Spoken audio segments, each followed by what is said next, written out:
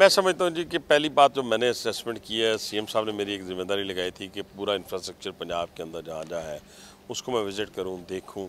तो मैंने देखा कि जो पीसीबी है वो स्वाय कद्दाफ़ी स्टेडियम के बाहर मुझे पूरे पंजाब में नज़र नहीं है। मैं पंजाब की बात करता हूँ, चलें सिंध, बलूचिस्तान या किसी और जगह की, तो पीसीबी की जो एक्टिविटी मुझे नज़र आई वो सिर्फ कद्दाफ़ी स्टेडियम के अंदर अंदर नज़र आई।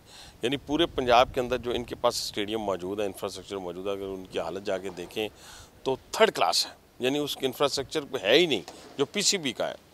और दूसरी बात ये है कि मैं देख रहा था अपने लड़कों को खेलते हुए, आप यकीन माने कि हमारी कोई क्लब की कोई टीम हो ना, क्लब क्रिकेट की, उससे भी बदतर वो खेल रहे थे, बदतरीन। और मुझे समझ नहीं आती कि ये सिलेक्शन करने वाले कौन लोग हैं और इनको खिलाने वाले कौन लोग हैं।